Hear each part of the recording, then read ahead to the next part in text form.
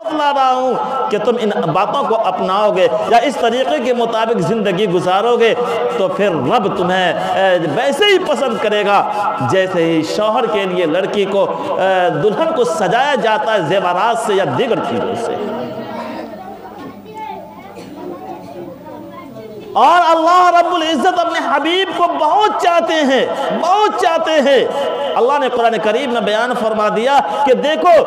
تم جو کہتے ہو کہ میں اللہ سے محبت کرتا ہوں یا اللہ کے لیے نماز پڑھتا ہوں یا اللہ کے لیے تمام امر کو کرتا ہوں، جب تک اس میں میرے حبیب کا طریقہ نہ ہوگا تمہارے اس اعمال کی کوئی وقت نہیں ہوگی، تمہاری اس عبادت کی کوئی وقت نہیں ہوگی۔ لہذا بزرگوں پتہ یہ چلا اللہ رب العزت کے فرمان کے مطابق یا لحاظ سے قُلْ إِن كُنْتُمْ تُحِبُّونَ اللَّهَ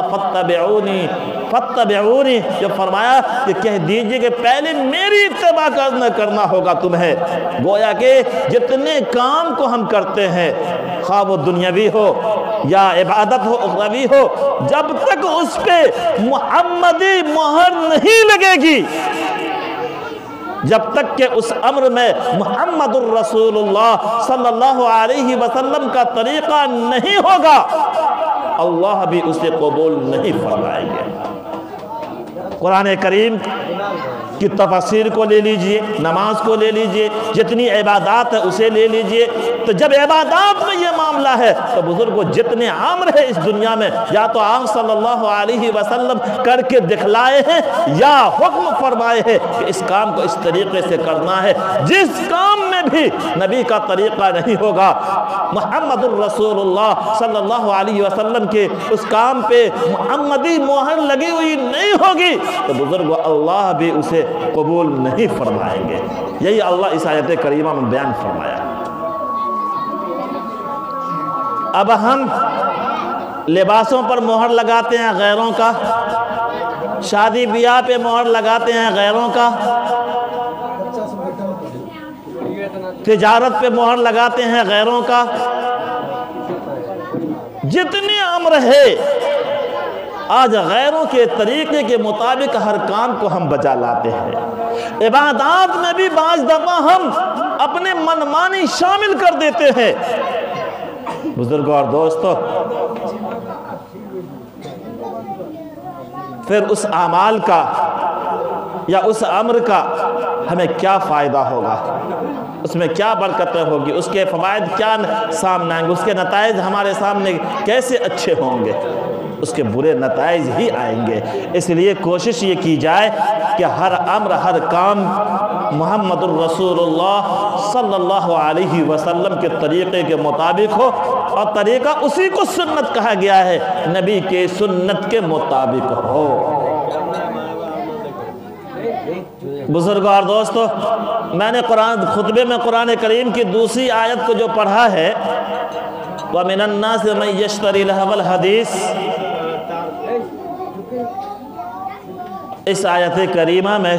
واقعی ابھی کے معاشرہ کو اللہ رب العزت نے پرو دیا ہے۔ اس آیت کریمہ کی شان نزول یہ بیان کیا گیا ہے کمالین میں، جو قرآن کریم کی تفسیر میں سے اہم تفسیر ہے، اور اس تفسیر کو کمالین کو اہل مدارس کثرت سے استعمال کرتے ہیں، جو درس دینے والے قرآن کے ترجمہ پڑھانے والے ہیں معلمین حضرات، یہ کمالین کو کثرت سے استعمال کرتے ہیں۔ کمالین میں اس آیت کریمہ کی شان نزول کو یہ بیان فرمایا ہے کہ نضر بن حارث مکۃ المکرمہ کے بہت بڑے تاجر تھے۔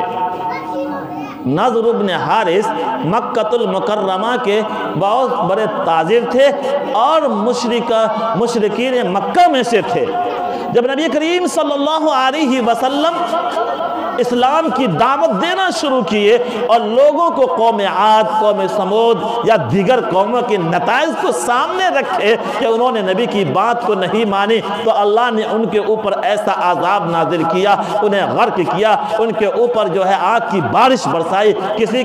کسی کو زمین کے نیچے دھسا دیا گیا۔ ان سارے واقعات کو سناتے اور لوگوں کو دعوت دیتے کہ اگر تم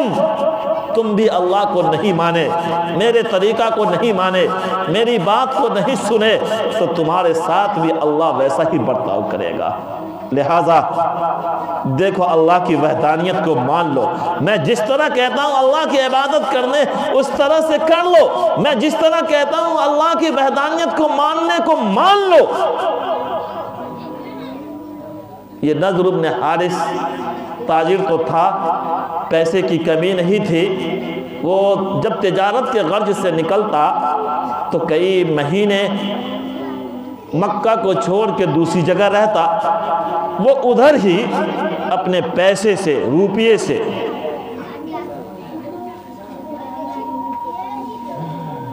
رستم، سہراب یا دیگر بہادرین یا شاہان اعظم یا بادشاہ وغیرہ کے واقعات کو خرید کر کے لاتا، اور پھر اس کے ساتھ ایک ناچنے والی عورت کو بھی لے کے آتا اور مجلس لگاتا۔ اس مجلس میں کھانے پینے کی چیزیں ہوتی، اور پھر اس مجلس میں کہا جاتا کہ دیکھو محمد صلی اللہ علیہ وسلم جو واقعات تمہیں بتلاتے ہیں ان سے اچھے ہیں یا نہیں؟ چونکہ اس کی مجلس میں ناچنا بھی تھا، گانا بھی تھا، واقعات بھی تھا، کھانا پینا بھی تھا، اور نبی کریم صلی اللہ علیہ وسلم جو دعوت دیتے تو قوم عاد، سمود، ان قوموں کے واقعات کو بیان فرماتے، سادگی کے ساتھ، حقانیت کے ساتھ، اور نصیحت کرتے۔ تو جہاں سادگی ہوگی، جہاں سادگی ہوگی بزرگوں، وہاں پہ لوگ کم پہنچتے ہیں، اور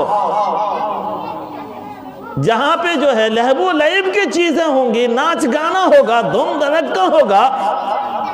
لوگوں کو اس سے بہت دلچسپی ہوگی۔ اصل میں بعید ہی اسی وقت میں جب نبی کریم صلی اللہ علیہ وسلم اپنے حجرہ مبارک میں، گھر میں قرآن کریم کی تلاوت فرماتے تو تین شخص ایسے تھے مشرکین مکہ میں سے جو بڑے بڑے تھے، سفیان، ابو جہل، ایک اور تھے۔ یہ حضرات رات کے وقت چھپ کر کے جاتے اور نبی کریم صلی اللہ علیہ وسلم کی زبان مبارک سے جو نکلے ہوئے الفاظ ہوتے تھے قرآن کریم کے، اس کو سنتے۔ یہ واقعہ مشہور ہو گیا، اکثر جو خاص مشرکین تھے وہ سب جاننے لگے، ان لوگوں کو ادھر سے کھینچنے کے لیے کہ اب تو ایسا لگ رہا ہے کہ سب کے سب جو ہے ادھر محمد صلی اللہ علیہ وسلم کی طرف جو ہے رجوع کر لیں گے، ادھر جھک جائیں گے۔ تو اس نے ایسا کیا۔ اب صحابہ کمالین نے یہ شان نزول کے بعد اور پھر فقیہ حضرات، محدثین حضرات کے بعد فقیہ حضرات اس کے نیچے بہت سارے مسائل کو لکھے ہیں۔ اور بزرگوں یہ کوئی جو ہے مشکل بات بھی نہیں ہے، اس میں کوئی دقت نہیں کہ اگر میں یہ کہوں کہ اس وقت کا نضر بن حارث اور ابھی کے ایمان والے جو اپنی شادی میں یا اپنے بچوں کی شادی میں ناچ گانا کرتے، دونوں برابر۔ نبی کریم صلی اللہ علیہ وسلم حضرت جابر رضی اللہ تعالی عنہ فرماتے ہیں کہ آپ صلی اللہ علیہ وسلم نے ارشاد فرمایا کہ اللہ رب العزت نے مجھے برکت اور رحمت کا ذریعہ بنا کے بھیجا ہے، اور مجھے گانا، راگ، سود، جاہلیت کے بری رسم و رواج کو مٹانے کے لیے بھیجا ہے۔ دوسری روایت حضرت جابر کی ہی ہے، وہ فرماتے ہیں کہ یہ گانا انسان کے دل میں اس طرح نفاق پیدا کرتا ہے نا۔ نفاق ہمارے معاشرے میں ایک دوسرے کے خلاف بولنا، ایک دوسرے کا بغض دل میں رکھنا، ایک دوسرے کی نفرت رکھنا، یہ کیا ہے؟ یہ نفاق۔ آپ صلی اللہ علیہ وسلم نے فرمایا کہ گانا لوگوں کے دلوں میں اس طرح سے نفاق پیدا کرتا ہے جیسے اناج پانی کو اگاتا ہے،